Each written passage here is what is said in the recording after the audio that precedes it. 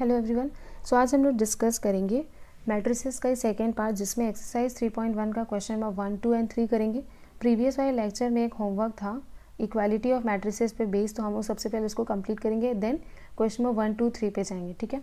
सो यहाँ आपके होमवर्क में क्या दिया है कि ABCD की वैल्यूज़ फाइंड आउट करनी एंड गिवन कि ये दो जो मैट्रिसेस है वो बराबर है। तो जब कोई दो मैट्रिक्स बराबर है तो उसके रिस्पेक्टिव जो एलिमेंट्स हैं वो इक्वल होंगे। It means from the above matrix you can say that 2A plus B will be equals to 4, right? And A minus 2B will be equals to minus of 3. Similarly, 5C minus D will be equals to 11 and 4C plus 3D will be equals to 24. ठीक, suppose this is equation number 1, 2, this will be equation number 3 and ये हो जाएगा आपका equation number 4। So equation 1 और 2 में देखो, दोनों में AB वेरिएबल्स हैं एंड 3, 4 में दोनों में CD वेरिएबल्स हैं। तो हम 1 एंड 2 का यूज़ करके and by substitution method AB values निकाल सकते हैं एंड 3, 4 का यूज़ करके C और D की। तो हम पहले मान लो AB की वैल्यूज़ निकालेंगे। सो यहाँ पे देखो सब्स्टिट्यूशन मेथड यूज़ करेंगे। तो यहाँ हम सबसे पहले इक्वेशन नंबर 2 से, फ्रॉम इक्वेशन नंबर 2 जो कि क्या है आपका A minus 2B is equals to minus of 3। So यहाँ से हम लिख सकते हैं A is equals to minus of 3 plus 2B। इस A की वैल्यू को आप सब्स्टिट्यूट करोगे किस में, इक्वेशन नंबर 1 में। सो क्या आएगा, here it will be 2, A क्या है माइनस 3 प्लस 2B प्लस हो गया B equals to what 4। Bracket open करेंगे तो minus 3 2 6 plus 2 2 4 B plus B it will be equals to 4। आप B को एक तरफ रखो क्योंकि ये वेरिएबल कंटेनिंग है, तो ये एक तरफ, और बाकी बिना B वाला जो है इक्वल साइन के दूसरी तरफ। तो 4B प्लस B क्या होगा 5B, और ये हो जाएगा 4 plus 6। So it will be equals to 5B 6 प्लस 4 10 and B will be 10 divided by 5 and it will be 2। तो आपकी B की वैल्यू कितनी आ गई 2। इस B की वैल्यू को आप कोई भी एक इक्वेशन, चाहे इक्वेशन नंबर 1 या इक्वेशन नंबर 2 में सब्स्टिट्यूट करके A की वैल्यू को फाइंड आउट कर सकते हैं। सो मान लो मैं इसको इक्वेशन नंबर 2 में ही सब्स्टिट्यूट कर रही हूँ। So from equation number 2 here put in the value of B we get A minus 2। B की वैल्यू कितनी आई 2। It will be equals to minus of 3। तो A minus 2 2 4 equals to minus of 3। तो A will be -3, ये -4 इधर आएगा तो क्या +4 and plus minus minus 4 - 3 1। So A की वैल्यू कितनी आ गई 1, B की वैल्यू आई 2, A की वैल्यू 1। अब C और D की वैल्यू फाइंड आउट करने के लिए we have to use equation number 3 and 4। Same substitution method use करेंगे। तो यहाँ जो ईजी सब्स्टिट्यूशन है वो करेंगे। तो मान लो हमने इक्वेशन नंबर 3 से, इक्वेशन नंबर 3 क्या है आपका 5C minus D is equals to 11, correct. तो यहाँ से हम लिख सकते हैं, आप D को यही रखो, ठीक। D equals to minus D equals to क्या हो जाएगा 11 माइनस 5C। ये माइनस यहाँ अच्छा नहीं लग रहा है, इसको हटा देते हैं। तो इसके लिए क्या हो जाएगा D equals to minus of 11 plus 5C, correct. इस D की वैल्यू को आप सब्स्टिट्यूट कर दो इक्वेशन नंबर 4 में। तो क्या आएगा, हियर 4C प्लस 3D क्या है minus 11 plus 5C equals to 24, ठीक। ब्रैकेट ओपन होगा तो 4C प्लस ये क्या है 11 3 ज़ा 33, और चूंकि माइनस है इसलिए क्या आ जाएगा माइनस ऑफ 33 प्लस 11 और 5 3 ज़ा 15, ये हो जाएगा 15C इज इक्वल्स टू 24। इसको हम लिख सकते हैं 4C minus 33 plus 15C equals to 24। Same वही कि अब जहाँ अब वेरिएबल्स जो है, वेरिएबल्स को आप एक तरफ करोगे और बाकी सारा एक तरफ, ठीक है। तो इसमें आप वेरिएबल सब्स्टिट्यूट करेंगे तो 4C प्लस 15C ये हो जाएगा आपका 19C, और यहाँ पे ये आएगा 24 प्लस 33। तो ये क्या हो गया 19C, 24 प्लस 33 क्या है 4 प्लस 3 7 एंड 3 प्लस 2 5। सो ये हो जाएगा 19C is equals to 15 7, C आ जाएगा 57 डिवाइडेड बाय 19। जब इसको सॉल्व करोगे 19 1 ज़ा ये होगा 19 3 ज़ा, तो C की वैल्यू कितनी आ गई आपकी 3। इस C की वैल्यू को आप कोई भी एक इक्वेशन में सब्स्टिट्यूट कर दो। तो मान लो मैं इसी इक्वेशन में जो आपका कौन सा इक्वेशन नंबर 3, उसमें C की वैल्यू सब्स्टिट्यूट करूँगी तो क्या आएगा, हियर 5, सी कितना आया आपका 3 minus D will be equals to 11, तो 5 3 is 15 minus D is 11, 15 minus 11 equals to क्या हो जाएगा आपका डी, 15 माइनस 11 4, तो ये आपका आ जाएगा डी की वैल्यू। तो डी की वैल्यू कितनी आ गई 4, सी है आपका 3, बी हो जाएगा आपका 2 एंड हियर ए इज़ आपका 1। क्लियर, ये आपका होमवर्क था। अब हम लोग करते हैं नेक्स्ट। हियर आपका एक क्वेश्चन दिया है, क्वेश्चन नंबर 1 में एक मैट्रिक्स है और आपको ऑर्डर, नंबर ऑफ एलिमेंट्स और ये एलिमेंट्स बताने हैं कि कौन से हैं।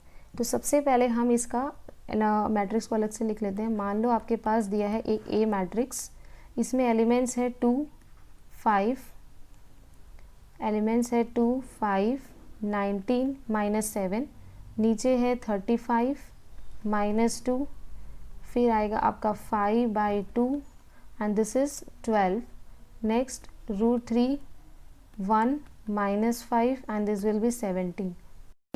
तो इस मैट्रिक्स में सबसे पहले जैसे आपको निकालना है क्या, ऑर्डर ऑफ मैट्रिक्स के बारे में क्या बताया था मैंने।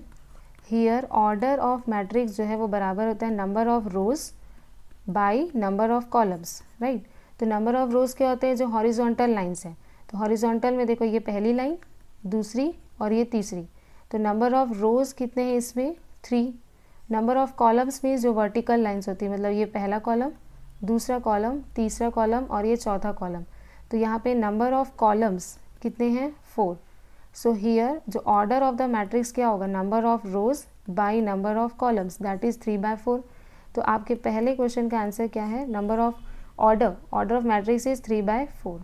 ठीक, दूसरे में पूछा है कि number of elements, here number of elements, number of elements means वही टोटल नंबर ऑफ एलिमेंट्स कितने हैं। तो number of elements just multiply कर दो ऑर्डर को, मतलब नंबर ऑफ एलिमेंट्स, ये नंबर ऑफ जो रोज है उसको मल्टीप्लाई करेंगे नंबर ऑफ कॉलम्स से, तो अपने को क्या आ जाएंगे टोटल नंबर ऑफ एलिमेंट्स। तो नंबर ऑफ रोज है आपके पास 3, नंबर ऑफ कॉलम्स है 4, मल्टीप्लाई करेंगे तो क्या 4 3 = 12, तो नंबर ऑफ एलिमेंट्स कितना आ गया 12।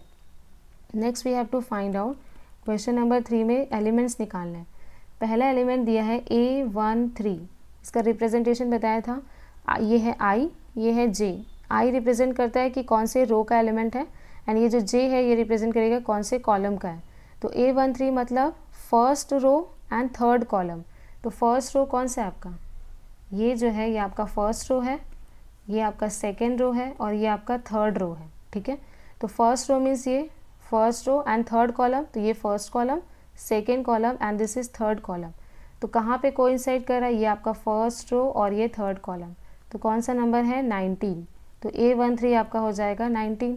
सिमिलरली दूसरा निकालेंगे A21, 2 मतलब second row and first column, second row means ये वाला, ये आपका क्या है second row and first column means ये, तो कहाँ कोइंसाइड किया इधर, तो ये 35 हो जाएगा आपका second row and first column. फिर निकालना है आपको A33, A33 मतलब third row third column, third row is this, ये आपका थर्ड रो है और थर्ड कॉलम है ये, कहाँ कोइंसाइड किया -5 पे, तो A33 क्या हो जाएगा आपका -5। फिर है आपका A24 मतलब second row fourth column, second row means ये आपका सेकेंड रो है, फोर्थ कॉलम है ये, कहाँ कोइंसाइड किया 12, तो इसलिए इसका A24 क्या हो जाएगा 12। नेक्स्ट A23 मतलब second row third column, second row कौन सा है आपका ये और थर्ड कॉलम है ये, कहाँ कोइंसाइड किया ये वाले में, जो क्या है आपका 5/2, करेक्ट। ये A23 हो गया, ये क्वेश्चन नंबर 1 कंप्लीट हो गया। अब हम लोग करते हैं question number second. Question number second में दिया है कि if a matrix has 24 elements, if a matrix has 24 elements, so what are the possible orders it can have। अगर मैट्रिक्स में आपके 24 एलिमेंट्स हैं, सो हमने टोटल नंबर ऑफ एलिमेंट्स का फॉर्मूला निकाला है कि नंबर ऑफ रोज मल्टीप्लाई करोगे नंबर ऑफ कॉलम से, तो आपको टोटल नंबर ऑफ एलिमेंट्स मिलता है, और ये आपको कितना दिया है 24। सो सिंपल आपको क्या करना है 24 के फैक्टर्स देखने या मल्टीपल्स जो होंगे जिसके टेबल में 24 आता है, और उसके 2 कॉम्बिनेशंस बनाना है m/n के फॉर्म में। तो 24 का 1 से स्टार्ट करूँ, सो वी नो दैट कि 1 24 ज़ा 24 होता है, एक ये हो गया। अब 1 इंटू 24 है तो ऑब्वियसली 24 इंटू 1 भी 24 होगा, करेक्ट। उसके बाद 2 पे जाओ, 2 के टेबल में आता है कि 24, यस, 2 12 ज़ा 24 होता है एंड 12 2 ज़ा भी 24 होगा। 3 के टेबल में आएगा 3 8 ज़ा 24 और 8 3 ज़ा भी 24 होगा, ठीक है। 4 के टेबल में है 4 6 ज़ा एंड 6 4 ज़ा। 5 के टेबल में नहीं है, 6 में तो 6 को यहाँ पे इंक्लूड हो गया, 7 में नहीं है, 8 8 यहाँ इंक्लूड हो गया, 9 9 में नहीं है, 10 में नहीं है, कहीं नहीं है अब, क्योंकि कंप्लीट जो फैक्टर्स है उसको हमने लिख लिया। तो यहाँ देख लो कि कितने पॉसिबल ऑर्डर्स हो सकते हैं। तो जितने m बाई n के कॉम्बिनेशंस बने 1 2 3 4 5 6 7 एंड दिस इज़ 8, तो कितने पॉसिबल ऑर्डर्स होंगे इसके? 8, करेक्ट। कॉम्बिनेशंस ये सारे हो गए। नेक्स्ट बोला है कि what if it has 13 elements. 13 elements means अगर m बाई n 13 है तो फिर क्या ऑर्डर्स हो सकते हैं। तो आपको ध्यान देना होगा कि 13 क्या एक प्राइम नंबर है जिसके सिर्फ दो ही फैक्टर्स होंगे, एक तो 1 और 13 खुद, तो मतलब इसके सिर्फ दो ही कॉम्बिनेशंस बन सकते हैं, एक तो 1 बाई 13 और दूसरा 13 बाई 1। तो इसके सिर्फ दो ही ऑर्डर्स होंगे, 1 इंटू 13 और 13 इंटू 1। क्लियर। नेक्स्ट हम इसी के जैसा एक क्वेश्चन है जिसमें हमें क्या फाइंड आउट करना है कि if a matrix has 18 elements, अगर आपके मैट्रिक्स में 18 एलिमेंट्स हैं तो उसके पॉसिबल ऑर्डर्स क्या होंगे। 18 एलिमेंट्स मतलब क्या कि यहाँ पे आपके m बाई n का कॉम्बिनेशन है 18, ठीक है। m is what, number of rose, n is number of columns, इसको आप मल्टीप्लाई करते हैं तो 18 आएगा, that is total number of elements, ठीक। तो इसके ऑर्डर्स क्या होंगे, तो इसको भी हमें 18 को फैक्टर्स में डिवाइड करना पड़ेगा। 1 से चालू करो तो ये हो जाएगा 1 इंटू 18, दूसरा अपोजिट 18 इंटू 1। 2 के टेबल में आता है क्या, येस, 2 9 ज़ा 18 होता है एंड 9 2 ज़ा भी होगा। 3 के टेबल में आएगा येस, 3 6 ज़ा एंड ऑब्वियसली अपोजिट भी होगा 6 3 ज़ा।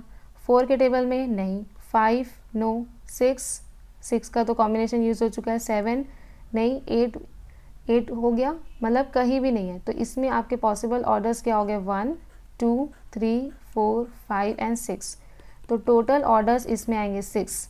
What if it has 5 elements, 5 element, फिर से वही 5 एक ऐसा प्राइम नंबर है जिसकी दो ही फैक्टर्स होंगे, एक तो 1 और दूसरा खुद 5, तो मतलब इसके सिर्फ दो कॉम्बिनेशंस हो सकते हैं, एक तो 1 इंटू 5 और इसका अपोजिट 5 इंटू 1, तो फिर इसके सिर्फ कितने ऑर्डर्स होंगे, 2। क्लियर। तो इस वीडियो में हम लोग इतना ही है। नेक्स्ट वाले वीडियो में हम डिस्कस करेंगे क्वेश्चन नंबर 4, फिर 5 6 सारे क्वेश्चंस को डिस्कस करेंगे, ठीक है। Thank you for watching.